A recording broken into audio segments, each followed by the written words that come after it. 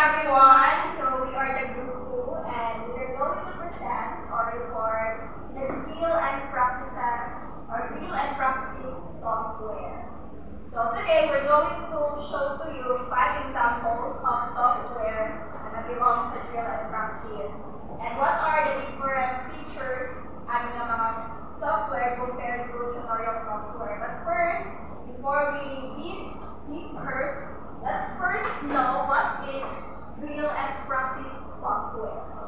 Real and practice software. So everybody please read. Real and practice software is a type of educational technology designed to help students master basic skills and concepts through repeated practices and immediate feedback. So when we say real and practice software, it highlights that students master basic skills.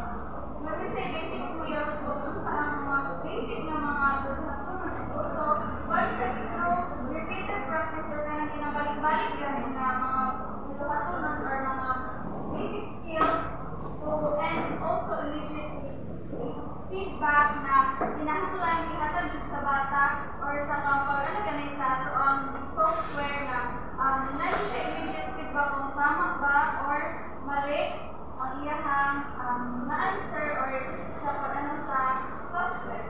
So next we have the advantages. So the advantages of real and practice software, everybody please read.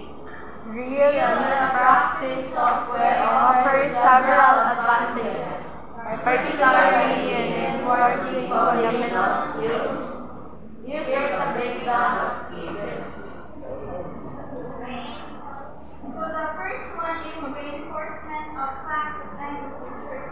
So when we say reinforcement of facts, matinuod yun ang naan ito isulat. So pag ano na ito sa assessment is just kanang reality good or kanang unsa dyan ang tinuod nga ibutang ato nga sa atong paglibot sa game or sa pagkuhan sa read and practice. Now, and also sa procedures, kinahanglan clear ang atong procedures dito kung sa questions or sa ba ang ato ang ano dito sa game. And next one is immediate feedback. So, sa read and practice, isa dyan sa nakakuhan sa read and practice is ang immediate feedback na kinahanglan sa pagkuhan galing sa pareho ito kung mo last time na kanang mali iyahang makuan, mga answer is natay mga kanito mali or tama mga feedback. And also for personalized learning, next one is increased motivation.